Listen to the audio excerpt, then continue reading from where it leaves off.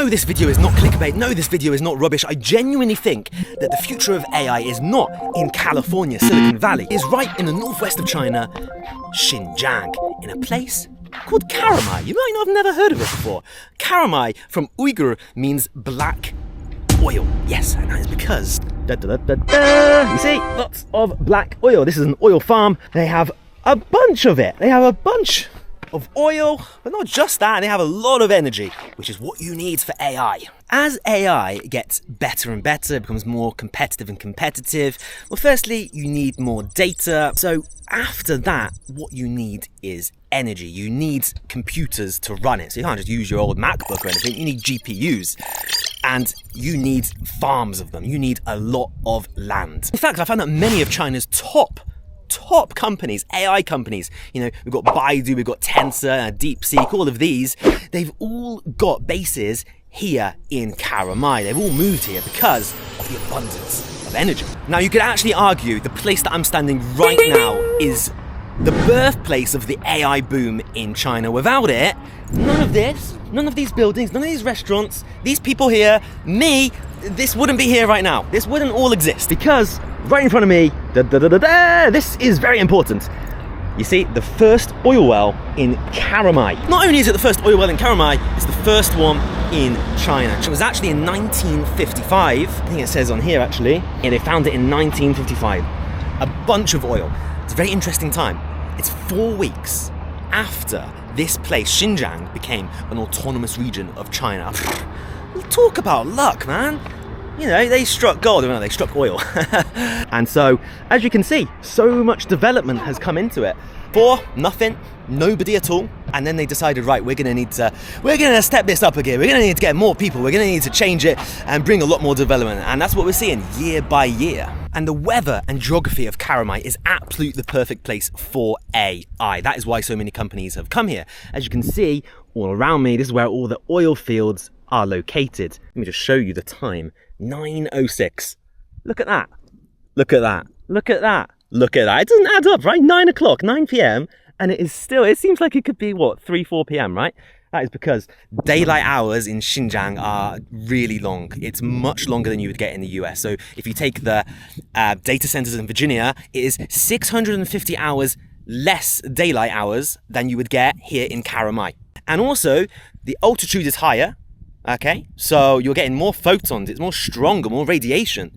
So you're getting stronger, better, longer, free energy, basically. Didn't bring my microphone, so I don't know if there's going to be like a wind noise here, if you're going to hear that, which is really annoying. But this place is actually called the Ghost City, all right? And that is because you have 300 days a year of gale winds, really strong winds in this desert, okay? So what that's going to do is free wind coming over for the GPUs because they're going to get really hot. You're using so much energy, you're going to need to cool that down. In the nighttime, this place will be very cold. So now it's very hot, but in the winter, in the nighttime, extremely cold. In the winter, it goes to as low as minus 20 degrees. You're going to have ice everywhere. It's going to be freezing. And so that, again, that is free energy, okay, to cool things down. Instead of the US, when you're battling 30 degrees throughout the year on average, well, you're going to have to pay for these cooling systems, and it costs a lot of money. I did a very interesting calculation, right? So if you were to take ChatGPT 4, right, the training cost for that, right, I think it was at 50 gigawatts an hour. And if you were to then train that instead of the US, if you were to train that in Karamay, which would be at 0.36 kilowatts an hour, instead of California's 19 cents, you would be saving, I think it's $7.5 million. Absolutely incredible.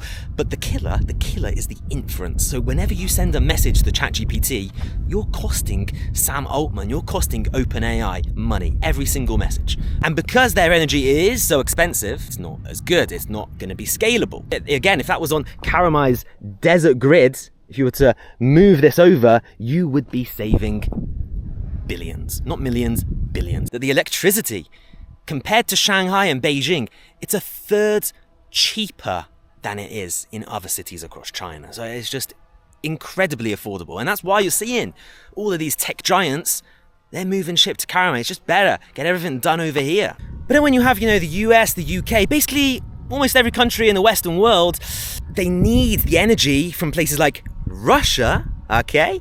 And then because they become enemies, they need to find other sources. It becomes incredibly expensive, right? We're seeing energy costs are through the roof in the West. In the UK, it's just ridiculous. They need to find somewhere else. They don't have their own.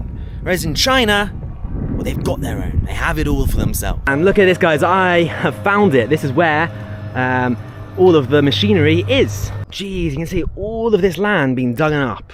Yeah, getting all the oil from it. Wow. You imagine, like, the guy who must have found this in 1955, he must have been like, what? That first oil well, oh my gosh. And the interesting thing as well, right, this is all government owned. This land is government owned. Whereas in the US, a lot of the oil fields, data centers, are really private land. And so if you're OpenAI and you want to use data centers, you're going to have to pay a lot of money for this energy, for this oil, okay, all of that. Right? It's very expensive. Here though, because it's government owned, the government, they kind of want AI companies to rise. They see that as the future. And I agree, my area is AI. So I think it's an amazing idea. And because a lot of companies also are state owned, that helps, okay? So if you use this oil, if you use this energy, and you make it into green energy, however that is, then basically the government, they won't charge you any tax, yeah? So no charges, no tax, no fees, whereas in the US, huge fees. That's why we're seeing so many AI startups, because it is risky at first, okay? Because it is competitive, but the government really trying to help make it profitable. It's just, you can imagine how much land there is going on and on and on. There's hills over there, and there must be even more. Now, my university where I did my PhD collaborates with this data center that I'm in now, so I've managed to gain access to it and have a look around. There are some places off limits, can't film, but it's going to be really cool. So if I have a look inside here, what is this? Okay. So these guys are like the coders, I guess. SpongeBob. So they're trying to manage the reservoir. So underneath this place, there is a reservoir cooling system, okay? So that's where they get all the water from. Big supply of water. And what is so special about this place compared to the US?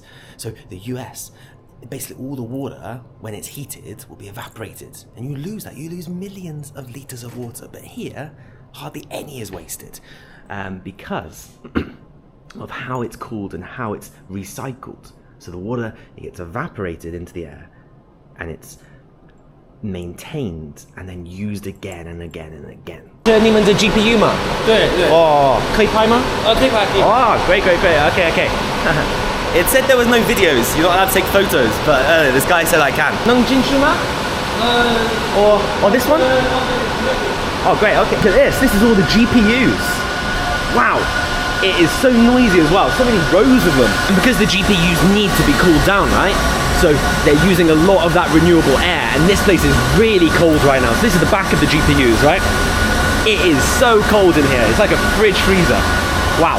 这是中国的 GPU 吗？是那个英伟达的 NVIDIA。对700还是？No， 你的4090。不可以用 H100、A100。哦。请问一下，你们有几个 GPU？ 你知道吗？多少？大概多少？数量大概在有1000多台。一个是多少钱？现目前一台的费用大概在20多万，20多万。哇 ！These are like some tanks where they fully immerse the GPUs inside. Okay, so of course this is not water. This will be oil. This is running. This would be used to cool everything down. Okay, I'm wondering. I think it'd be okay to touch it, right? Oh yeah. Oh, it's quite cool. This would be used in addition to the cooling fans, because it gets so hot. You've got to think, right? You're using it 24/7, right? Days, weeks, months on end. You need to cool them down, all of that energy, and so this is what you'd be using. Put them in some oil tanks. This oil would all be taken from Karamay. This is local oil. Now, once you have all of those GPUs, once you have all of that energy, you put that all together, and that will give you the amount of AI computing capacity. And Karamay has one of the best in the world, really. And you measure all of this by flops. Flops basically tells you how many mathematical operations can you do per second when you're running this AI code. And in Karamay, they have 17 exaflops. And that is honestly insane. 17 exaflops means you can do 17 quintillion mathematical operations per second. Compare that to Tennessee, for example, it's about half of that, it's about 8.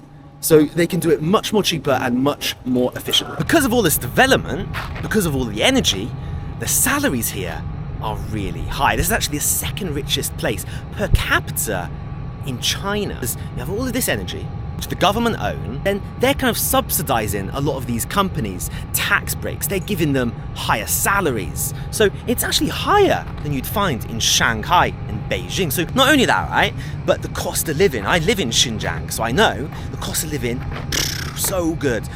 Renting an apartment, really cheap. Food, transport, really good. So not only is the salaries higher, but also you can be saving so much more money. That's why, yeah, more and more people are coming, more and more companies are opening up here. So who knows, maybe one day I'll be in Karamay. There's a lot of opportunities, but I do have to say though, that maybe it is a little bit boring here because it's a new city. There's not much culture compared to maybe Urumqi or Kashgar. You know, I really like as you've seen in my videos, I love the minority culture. But there's not too much here. It's all maybe skyscrapers and modern buildings here. The population is pretty low here. I don't think I would want to settle down here. Guys, that is the end of the video. I hope you enjoyed that. And remember, save this video because I do think Karamay, Xinjiang will be the next Silicon Valley. Got a little cat here. Beautiful. Yes, the only issue is that... not many people know about it. Well, I guess not many foreigners are actually in Karamay. But there we go, guys. So I'll see you in the next video. Say goodbye. Meow, meow, meow, meow. See you, bye-bye.